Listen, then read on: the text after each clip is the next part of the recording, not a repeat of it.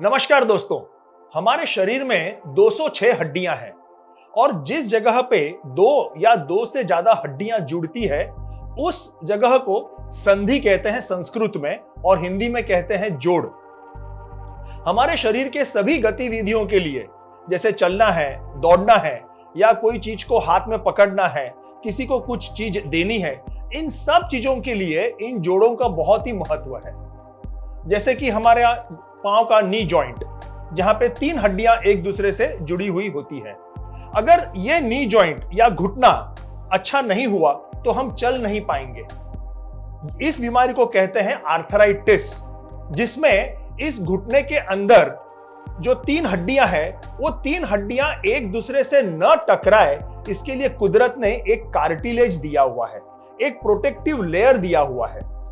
इस घुटने की अच्छी तरह से मूवमेंट हो, इसके लिए वहां पे एक तरल पदार्थ की निर्मित होती है जिसे हम साइनोवियल फ्लूइड कहते हैं। तो जब तक ये कार्टिलेज अच्छा रहा और साइनोवियल फ्लूइड अच्छी तरह से रहा, ये घुटना अच्छी तरह से काम कर सकता है, हम अच्छी तरह से चल सकते हैं, दौड़ सकते हैं। लेकिन जैसी उम्र बढ़ती जाती है या कोई एंटीबायोटिक है या वजन अगर किसी का बहुत ज्यादा बढ़ गया है या कोई गिर गया है, तो ऐसे कई कारणों के वजह से इस कार्टिलेज की क्षति होती है। कार्टिलेज उम्र के साथ में धीरे धीरे कम होते जाता है और जब कार्टिलेज खत्म हो जाती है तब ये हड्डियां, ये घुटने की 3 हड्डियां एक दूसरे से टकराती है और जिस वजह से पेशेंट को बहुत दर्द होता है, वो चलने में असमर्थ रहता है, उसे लाठी भी लेनी पड़ती है और फिर वो बहुत ही शोचनीय अवस्था हो जाती है।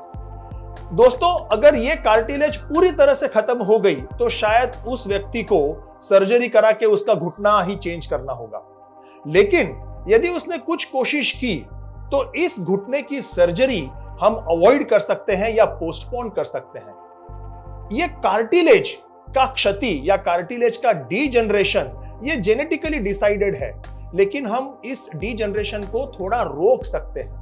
हमारी लाइफस्टाइल थोड़ी सी चेंज कर लिए, अच्छा आहार विहार ले लिया, तो इससे ये कार्टिलेज की क्षति जो है कम होगी। इसके साथ ही में कुछ ऐसी आयुर्वेदीय दवाइयां हैं जो बहुत ही महत्वपूर्ण योगदान देती है ये कार्टिलेज की क्षति या डीजनरेशन को रोकने के लिए।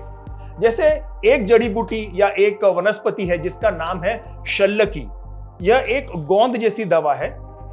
इस शल्लकी के वजह से सूजन निर्माण करने वाले जो घटक है जो कार्टिलेज को नष्ट करते हैं वो कम होते जाते हैं, जिसे मैट्रिक्स मेटालोप्रोटीनेज हम कहते हैं, जिस वजह से कार्टिलेज की क्षति होती है। तो शल्लकी उसे रोक देती है। शल्लकी के वजह से दर्द भी कम होता है। याद रहे, जो दूसरी पेन किलर की दवाइयां हैं उस पेन किलर की दवाइयों के वजह से किडनी में डैमेज या हार्ट में तकलीफ या स्टमक में अल्सर हो सकता है।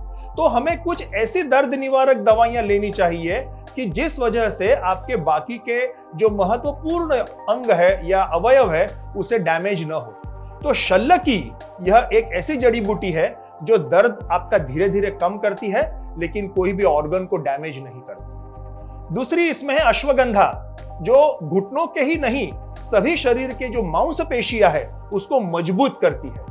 जब घुटने या कोई भी जोड़ के आजू बाजू की मांसपेशियां अच्छी मजबूत हो जाती है तो वो घुटना और कोई अन्य जोड़ जो है अच्छी तरह से कार्यक्षमता में कर सकता है। तीसरी इसमें बहुत ही अच्छी जड़ी बूटी है जिसका नाम है हड़जोड़। इसका नाम ही कहता है कि जो हड्डियों को जोड़े।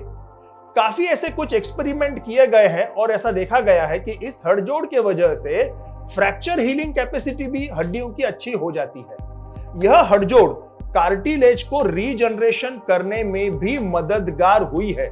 लेकिन ध्यान में रहे, कार्टिलेज जब पूरी तरह से खत्म हो जाएगी तब इसका कोई उपयोग नहीं।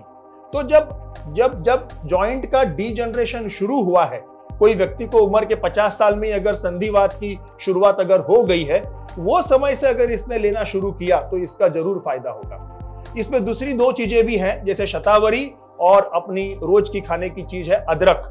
तो इस शतावरी से भी मांसपेशियां अच्छी होती है। जो तरल पदार्थ है साइनोवियल मेम्ब्रेन, साइनोवियल फ्लूइड, वो भी अच्छी तरह से निर्माण होता है। और जिंजर यानी अदरक, तो इस अदरक के वजह से भी सूजन कम होती है, वेदना कम होती है। तो ये सब शल्यकी, अश्वगंधा, हड़जोड़, शतावरी और जिंजर, इसका स्टैंडर्डाइज्ड एक्सट्रैक्ट करके एक दवा बनी है जिसका नाम है कॉक्सोनिल। बहुत ही अच्छी मात्रा में इनका इंग्रेडिएंट स्टैंडर्डाइज्ड एक्सट्रैक्ट इस दवाई के अंदर लिया है और इस दवाई का लंबे समय तक, लंबे अरसे तक भी बिल्कुल सभी लोग इस्तेमाल कर सकते हैं। इसके लगभग कोई साइड इफेक्ट नहीं है। इसका कोई साइड इफेक्ट हार्ट के ऊपर नहीं है, स्टमक के ऊपर नहीं है और ना ही किडनी के ऊपर है। बस लेकिन जो मैंने चीज कही वो ध्यान में रखिएगा। कार्टिलेज अगर पूरा खत्म हो गया है तो शायद आपको सर्जरी करानी पड़े, लेकिन अगर आपको संधिवात की शुरुआत, कार्टिलेज घिसने की शुरुआत की जस्ट शुरुआत हुई है, तो ऐसे समय ये कॉक्सोनिल अगर आपने लेना शुरू किया तो आपकी नी रिप्लेसमेंट सर्जरी या दूसरी कोई हिप रिप्लेसमेंट सर्जरी ये जरूर बच सकती है। आपका जोड़, आपकी संधि अच्छी तरह से रह सकती है और आपकी जीवन की सभी जो गतिविधियां हैं आप वो अच्छी तरह से कर सकते हैं। नमस्कार।